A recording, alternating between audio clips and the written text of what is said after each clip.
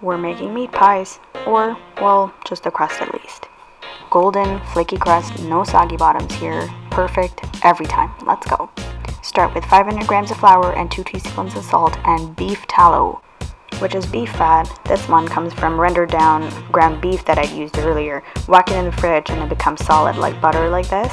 Cut it down into small pieces to make it more manageable before I add it into the flour and weigh it out, 250 grams. Into the flour and mix. I start with a pastry cutter just like that, so it's replacing either a fork or you could use a processor, but just to kind of cut it against the bowl, side to side, any different direction, just to get the fat into smaller pea-sized pieces. In a measuring cup, I've got some ice melting down on the side. This is what I'm using. Add with a tablespoon at a time, just to kind of keep track of how much I need and test the dough before I add more. So in bits you add and you mix. And when the fat starts to look like little pea-sized pieces like that, scrape down the sides, and that's when you're ready for the egg. So 1 egg beaten, and then you make a well in the center just to kind of make sure the egg is controlled and not clumping together right away. I add it into the well and I start mixing with the cutter.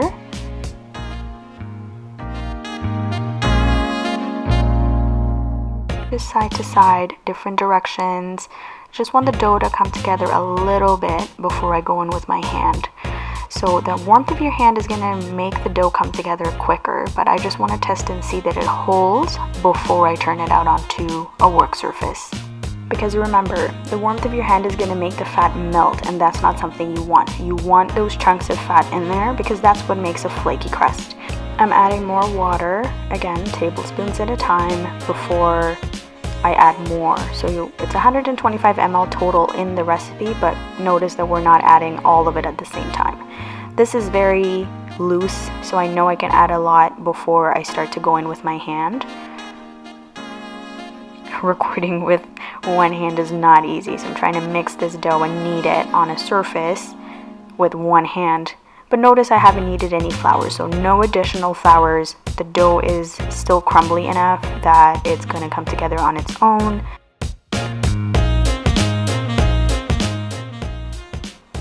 And just mixing it in motion. So I kind of roll it and press, and apply pressure. And again, the warmth of my hand is going to melt the fat just enough that it starts to come together.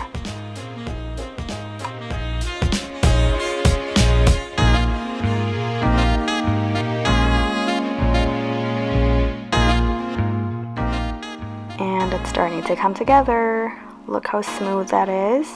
And it's all come together. There's no bits or pieces. It still looks like it's separating, but that's good. You don't want to melt it too much or over mix it. A good clue is that your hands are clean and it's not sticking to your hands anymore. So saran wrap on the surface and you cover it up, and it's gonna go into the fridge for at least an hour. I've saved it overnight before and used it the day after. Worked perfectly fine. This is it. The next day it's hardened. It looks like a piece of rock. I've just cut it in half and it's gonna be a workout. Look how much I'm beating it and trying to get it to flatten. But don't stress yourself, just go gently because you kind of want to just press and slowly roll it out. It's gonna take some time. Be patient. But look that it's starting to already kind of flatten because the fat will immediately start to melt. If you're living in a hot country or in a hot temperature, it will immediately start to soften almost because the fat will melt, like I said. So you want to be gentle and give it slow rolls every now and then. Make sure to frequently turn it over and flour. You might have to go in and out of the fridge with the dough a little bit if it's too hot where you are and the dough is melting too quickly before you can roll it out, or it starts to get too sticky or rip in pieces. That's how you know that your dough is too warm, so you might have to put it in and out of the fridge. This is a trick to roll the pie dough onto the rolling pin, kind of filling here, but basically you roll it onto the rolling pin and unroll it onto your pie plate to transfer it. So just makes it easier so you're not lifting or tearing it from the weight of itself. And what you want to start with is the corners at the bottom of your pie plate. So I'm lifting and tucking in with my fingers into the corners. So keep in mind that pie crust will contract as they bake.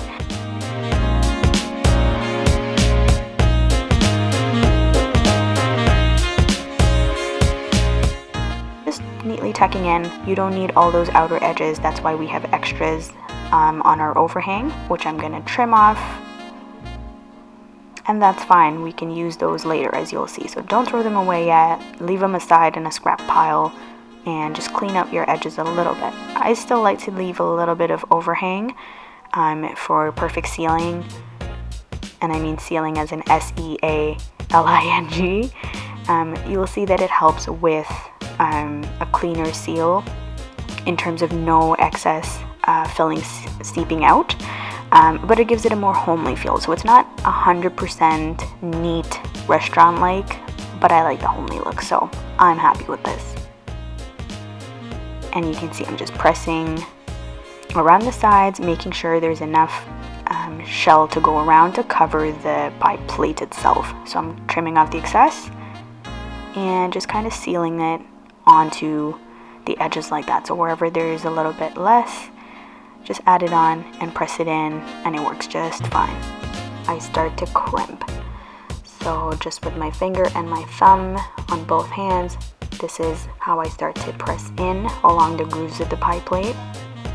This is completely optional depending on what kind of pie plate you're using. So if you're using just a fold away or fall away pie plate or false bottom pan, you don't have to do this. You can just leave it straight. I really like the homely look, like I said, the old-timey pie classic look. So I do the edges. I make sure I press some of the extras into the corners.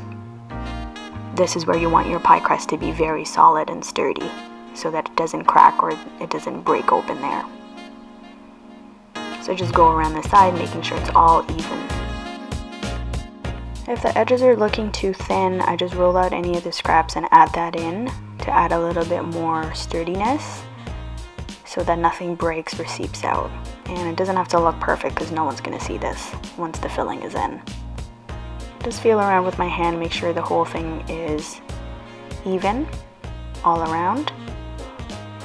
Now I'm just rolling out what will be the top of the pie crust. Trying to do this unfurling trick again, which for some reason I failed at horribly this day. Usually works out really well, but you get the idea. So unfurl it on top. I've cut a little star out for the steam to escape while it bakes. It doesn't have to be star, you can just cut a slit like a normal pie, but I just wanted the star theme. Stretch it out, but not too much. Leave overhang before you start to seal it, and make sure there's enough dough going around because it will contract, remember, when it bakes. Trim off the excess again and add it to the scrap pile. Just have enough that the two doughs are coming together and meeting.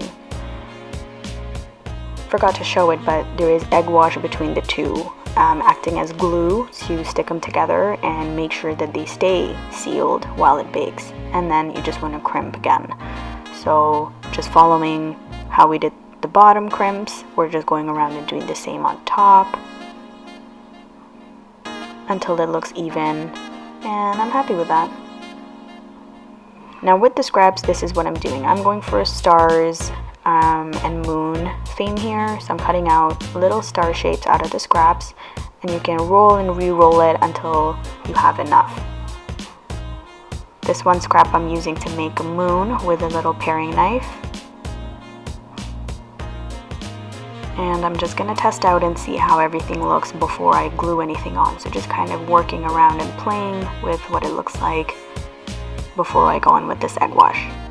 This is literally just one egg beaten. I glue on the surface first, and then I position all my decoration bits. You can do stars, you can do strips, you can do whatever shape you possibly like.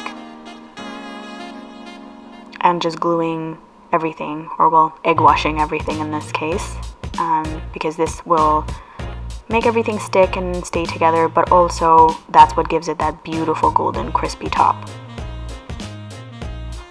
This is how it looks before it goes in the oven. 400 degrees Fahrenheit, 30 to 40 minutes. Look at that, golden, no soggy bottoms here, perfectly crispy, nothing seeps through. It's so beautiful. I'm so happy with that. Golden crispy every time. And that's it. Thanks for watching. If you have any questions or concerns, please leave me a comment below. Follow me on Instagram and YouTube at oozemizzle.